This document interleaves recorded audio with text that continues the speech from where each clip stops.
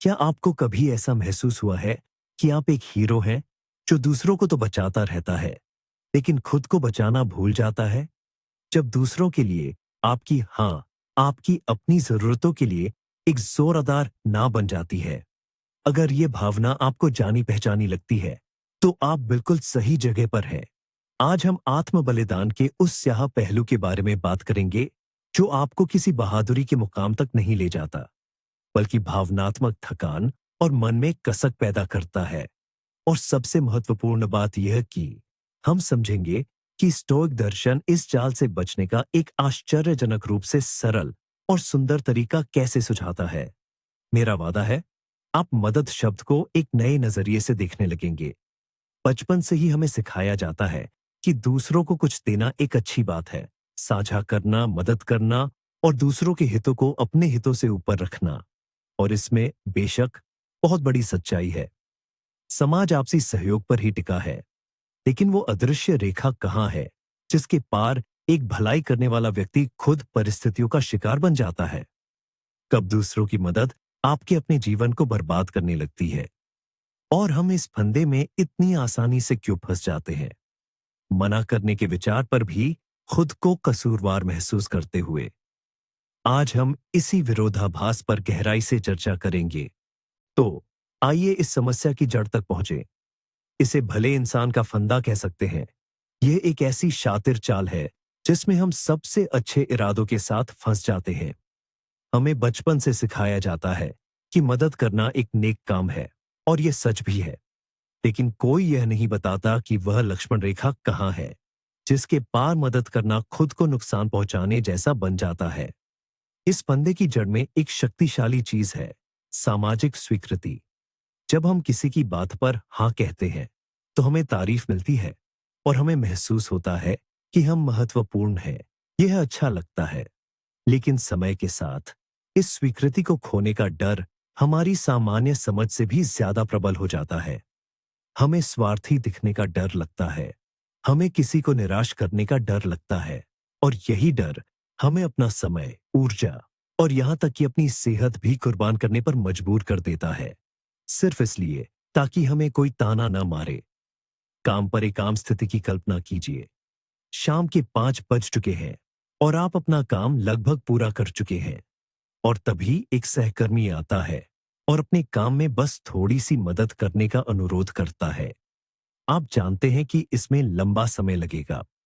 आपके अपने कुछ और प्लान हैं, लेकिन दिमाग में एक विचार कौंधता है, अगर मैंने मना किया तो वह बुरा मान जाएगा, मुझे एक बुरा टीम खिलाड़ी समझा जाएगा। और आप आह भरकर वहीं रुक जाते हैं। परिचित दृश्य है ना? आखिरकार आप नींबू की तरह निचोड़ दिए जाते हैं और आपके अपने काम और आराम फिर से टल जाते हैं। और यही हम सबसे बड़े मिथक को तोड़ेंगे। खुद का ख्याल रखना स्वार्थ है। यह सरासर झूठ है। यह स्वार्थ नहीं, बल्कि जरूरी आत्म संरक्षण है। आप उस पायलट को स्वार्थी नहीं कहेंगे जो ऑक्सीजन मास्क पहले खुद पहनता है ना? वे ऐसा इसलिए करता है ताकि वह दूसरों को बचा सके। अपने संसाधनों का ध्यान रखना भी बिल्कुल वैसा ही है। यह वह बुनियाद है जिसके बिना आप वास्तव में किसी के लिए भी उपयोगी नहीं हो सकते। अब बात करते हैं इस बेहिसाब समर्पण की छिपी हुई कीमत की। और यह सिर्फ थकान से कहीं ज्यादा गंभीर है, जिसे लंबी नींद से ठीक किया जा सके। बात हो रही है लगातार मानसिक और भावनात्मक थकावट, बर्नआउट की। यह एक गहरी खोखली कर देने वाली थकावट है जो आप में से सारी खुशी और प्रेरणा खत्म कर देती है। जब सुबह बिस्तर से उठने की हिम्मत नहीं होती, इसलिए नहीं कि आपकी नींद पूरी नहीं हुई, बल्कि इसलिए क्योंकि सामने एक और ऐसा दिन है जहां आपको हर किसी के लिए मौजूद रहना है, सिवाय अपने आप के। इस बर्नआउट के साथ इसका एक काला साथी भी आता है, कड़वाहट और नाराजगी। पहले यह शांत और लगभग अनदेखी होती है, लेकिन समय के साथ यह बढ़ती जाती है और एक गहरी चिड़चिड़ाहट में बदल जाती है। आप उन लोगों पर गुस्सा करने लगते हैं जिनकी आपने इतनी शिद्दत से मदद की थी। वे कद्र क्यों नहीं करते? वे आपके बलिदान को इतनी आसानी से क्यों स्वीकार कर लेते हैं, जैसे कि यह उनका हक हो? ये जहरीली कड़वाहट रिश्तों को जहर कर देती है और आपको एक अच्छे मददगार से एक खामोश पीड़ित में बदल देती है।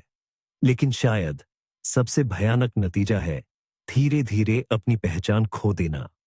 उस व्यक्ति की कल्पना कीजिए जो इतने लंबे समय तक दूसरों के लिए जिया कि वह पूरी तरह भूल गया कि वह खुद क्या चाहता है।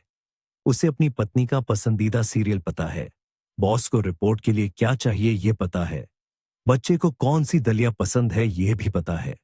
लेकिन अगर उससे पूछा जाए आपको क्या पसंद है, आपको किस चीज से खुशी मिलती है, तो वह बस असमंजस में पड़ जाएगा। उसकी दुनिया में इस सवाल का कोई जवाब नहीं है। उसका अपना मैं, स्वयं का अस्तित्व दूसरों की जरूरतों और इच्छाओं में घुल मिल गया है। और यहीं पर स्टोइक दर्शन की बात आती है, लेकिन वैसे नहीं जैसे इसे अक्सर समझा जाता है। कई लोग सोचते हैं कि स्टोइक दर्शन का मतलब भावनाओं को दबाना, रोबोट की तरह बेपरवाह हो जाना और पत्थर दिल बनकर जीना है। मगर ये एक बहुत बड़ी गलतफहमी है। असल में स्टोइक दर्शन तो अपने भीतर की दुनिया को बनाने और उसकी रक्षा करने का एक अविश्वसनीय रूप से व्यावहारिक तरीका है। स्टोइकों का मुख्य विचार बेहद सरल है। आपकी पहली और सबसे महत्वपूर्ण जिम्मेदारी है अपने मन और मानसिक शांति का ख्याल रखना। अपनी प्रतिष्ठा की नहीं, लोग क्या सोचेंगे इसकी नहीं, बल्कि अपने अंदरूनी नियंत्रण केंद्र की। इसे और बेहतर समझने के लिए आइए स्टोइकों के एक शानदार विचार का उपयोग करें। इसे हाइरोक्लिस के वृत्त कहा जाता है। कल्पना कीजिए कि पानी में पत्थर फेंकने से बनने वाले कई वृत्त हैं। सबसे केंद्र में आप हैं, आपका मन, आपका शरीर, आपकी पसंद, ये सबसे महत्वपूर्ण वृत्त है। अगला वृत्त आपका परिवार है, आपके सबसे करीबी लोग, उसके बाद दोस्त और सहकर्मी, फिर आपके हमवतन, साथी नागरिक, और अंत में सबसे बाहरी वृत्त में पूरी मानवता। और यहाँ मुख्य विचार ये है, स्टोइक कहते हैं कि हमारा काम है बाहरी वृत्तों को लगातार केंद्र की ओर खींचना, यानी उनकी देखभाल करना, दया और भागीदारी दिखाना। लेकिन कभी भी यह केंद्र को ही नष्ट करके नहीं करना है। अगर आपका केंद्र, आपका मैं, टूट गया है, थका हुआ है और बिखर गया है, तो आपके पास बाहरी वृत्तों में किसी की प्रभावी ढंग से देखभाल करने की शक्ति ही नहीं होगी। अगर आप खुद ही खाली हो गए हैं, तो आप एक अच्छे माता पिता, दोस्त या सहकर्मी नहीं बन पाएंगे। आपका आंतरिक वृत्त एक स्रोत है और इसे भरा हुआ होना चाहिए। बहुत खूब, ये एक शानदार फिलॉसफी है। लेकिन इसे अमल में कैसे लाए जब आप पर तुरंत यहीं और अभी दबाव हो? इसके लिए स्टोइक्स के पास एक आसान पर अविश्वसनीय रूप से शक्तिशाली तरीका है। इसे नियंत्रण का विभाजन कहते हैं। ये थोड़ा वैज्ञानिक लगता है, लेकिन इसका सार बेहद आसान है। दुनिया की सभी चीजें दो आसान श्रेणियों में बटी हैं। पहली, वो जिसे हम नियंत्रित कर सकते हैं। दूसरी, वो जिसे हम नियंत्रित नहीं कर सकते। बस यही है। तो हमारे वश में क्या है? हमारी पसंद, हमारे निर्णय, हमारी क्रियाएं, हाँ या नहीं कहने का हमारा फैसला। यह हमारी जिम्मेदारी का क्षेत्र है। और हम क्या नियंत्रित नहीं कर सकते? लगभग बाकी सब कुछ। मौसम, ट्रैफिक जाम और सबसे महत्वपूर्ण, दूसरे लोगों की प्रतिक्रियाएं और भावनाएं, उनकी नाराजगी, उनकी निराशा, हमारे बारे में उनकी राय। और यहीं पर आजादी की कुंजी है। हम अपराध बोध महसूस करते हैं क्योंकि हम गलती से उस चीज को नियंत्रित करने की कोशिश करते हैं जो हमारे वश में नहीं है। दूसरों की भावनाओं को।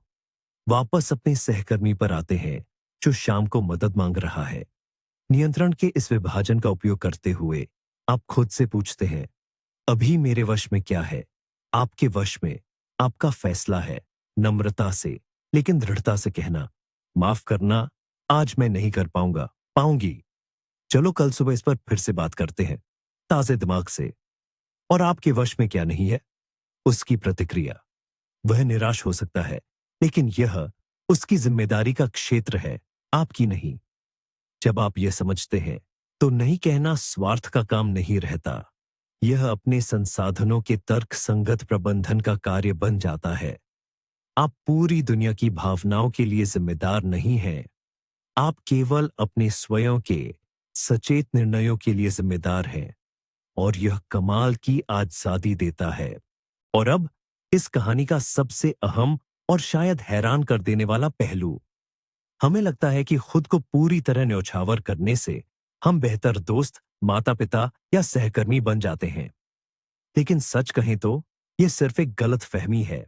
स्टोइक दर्शन हमें एक साधारण सत्य से अवगत कराता है। एक थका-हारा और पूरी तरह खाली व्यक्ति किसी की प्रभावी ढंग से मदद नहीं कर सकता। एक खाली घड़ा किसी की प्यास नहीं बुझा सकता। जो इंसान खुद ही रास्ता भटक चुका है, वह दूसरों को रास्ता नहीं दिखा सकता। अपनी परवाह करने से, अपने समय और ऊर्जा का ध्यान रखने से आप स्वार्थी नहीं बनते। आप अपने संसाधनों को बचाते हैं।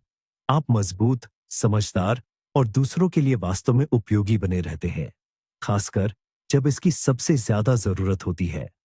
सच्चा स्टोइक कार्य दूसरों का मार्ग प्रकाशित करने की कोशिश में खुद को पूरी तरह से जला देना नहीं है, बल्कि यह है कि आप अपनी आंतरिक लौ को सावधानीपूर्वक पोषित करें, ताकि वह बहुत लंबे समय तक दूसरों को प्रकाश और गर्माहट दे सके।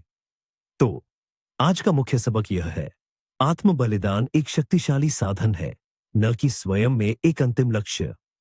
इसे बुद्धिमानी से इस्तेमाल करें, जैसा कि स्टोइकों ने सिखाया, और आप दूसरों की मदद कर पाएंगे बिना अपने जीवन के सबसे अहम इंसान यानी खुद को खोए। यह वीडियो अंत तक देखने के लिए आपका बहुत बहुत धन्यवाद। अगर इसने आपको कुछ सोचने पर मजबूर किया है, तो कृपया इसे लाइक करें और चैनल को जरूर सब्सक्राइब करें, ताकि आप हमारे आने वाले उपयोगी विश्लेषणों को मिस न करें। और अब एक सवाल आपके लिए, क्या आपने कभी ऐसी स्थिति का सामना किया है जहां आपने अपनी क्षमता से कहीं ज्यादा दिया हो, और उसका नतीजा क्या रहा? अपनी कहानी कमेंट्स में जरूर शेयर करें। आइए इस पर मिलकर बात करते हैं।